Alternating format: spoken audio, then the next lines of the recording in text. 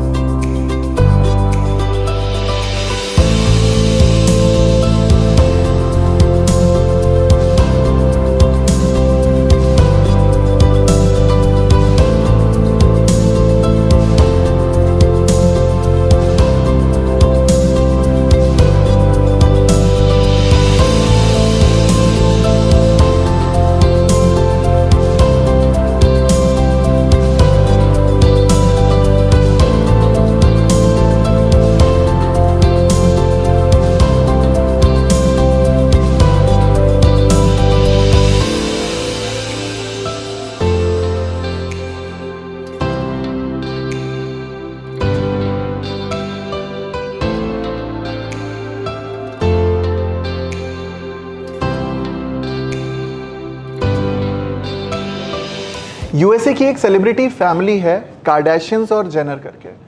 यहाँ पे स्थिति ये बनती है कि कार्डाशियंस में ही एक सदस्य हैं जिनका नाम था ब्रूस जेनर। उन्होंने सेक्स चेंज ऑपरेशन करवाया और वो बन गई केटलिन जेनर।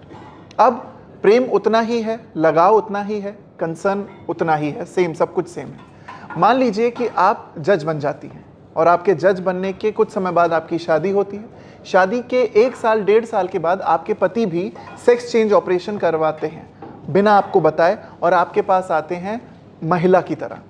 अब आप मुझे ये बताइए, अगर वो आपको आके कहते हैं कि आपसे वो अभी भी उतना ही प्यार करते हैं, अभी भी उतना ही लगाव रखते हैं आपसे अभी भी उतना ही कंसर्न रखते हैं, तो ऐसी स्थिति में आप अपने सेक्सुअल ओरिएंटेशन को प्रिविलेज देते हुए, प्रायोरिटी देते हुए डिवोर्स लेंगी या फिर आप उनके सेक्सुअल ओरिएंटेशन की रेस्पेक्ट करते हुए उन्हें एक्सेप्ट करेंगी? Let's take a practical question.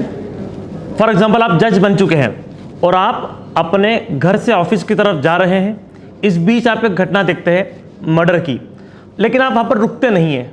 आपने घटना अपनी आंखों से देखी है, उसके बावजूद भी आप आई विटनेस नहीं बनते और बाद में इंसिडेंटली वही केस आपके सामने पुट अप हो जाता है। सारे विटनेस हॉस्टाइल हो जाते हैं। अब आप क्या करेंगे?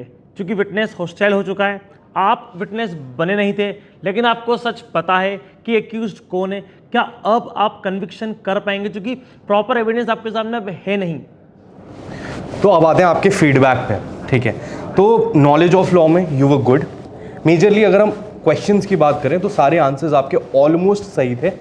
कुछ जगह ऐसा हुआ जहां पे आप इंटरव्यू बोर्ड के प्रेशर में आके आपने अपने आंसर्स चेंज किए।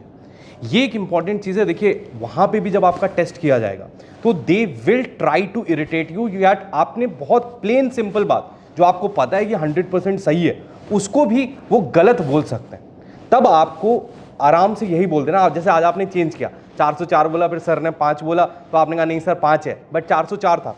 तो आइडिया ये है कि आपको अपने आंसर पे भरोसा रखना है और अगर बहुत ज़्यादा वो स्ट्रेच करता है तो आप अल्टीमेटली ये कह सकते हो कि sir this is what I recall and this is my final answer, ऐसा करके। और दूसरी महत्वपूर्ण चीज़ जो आपके में देखने को मिली, एक तो ये थी कि आप बहुत ज़्यादा ओवर एक्सप्लेन कर रहे हो। जो भी आपसे क्वेश्चन पूछा जा रहा है उसमें आप उसको रिपीट कर रहे हो और आप उसको इलस्ट्रेशन से समझाने की कोशिश कर रहे हो। देखो, आपको आंसर पता है, अच्छी बात है। आपको ये बिल्कुल भी नहीं सोचना है कि जजेस को नहीं पता है।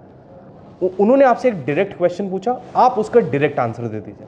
आपसे अगर 156 पूछा गया, आप डायरेक्टली 156(3) पे आ गए, वो इंपॉर्टेंट नहीं, आप वैसे मत करिए उसको। और दूसरी चीज़, बहुत ज़्यादा जनरल मत रखिए। जितना आप स्कोप छोड़ोगे, जितना आप जनरल आंसर दोगे, उतना वो क्या करेगा, सामने वाले बोर्ड को अपॉर्चुनिटी देगा कि आपसे क्या 4 चीज़ें पूछी जाती हैं। एंड बीइंग अ जज you have to be very clear, limited answer, जितना पूछा जा रहा है उतना बताएं। और ये बिल्कुल मत सोचें कि सामने वाला समझ नहीं पा रहा है आपकी बात। They are the most knowledgeable person you will ever meet in the field of law, so they know the answers, तो उसको करिए। बाकी आपका ड्रेस वगैरह सही था, कोई दिक्कत की बात उसमें है नहीं। बाकी आंसर्स अच्छे थे, कामनेस अच्छा था, नहीं पता था तो आपने बोल दिया कि ठीक है सॉरी।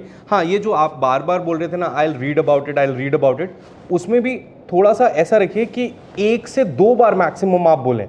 अगर आप बहुत सारी चीज़ों में ये बोलते हो तो फिर वो थोड़ा सा डिट्रीमेंटल हो सकता है। बाकी I believe you are well prepared. Interview आपका 23 तारीख को है, तो ठीक है, यू हैव टाइम, थोड़ा सा रिवाइज कर लीजिए मेजर लॉस को ही, जो चीज़ें हमने बताई उसको करिए, and best wishes. We hope that we'll certainly hear from you and we'll be awaiting your result. Best wishes, thank you.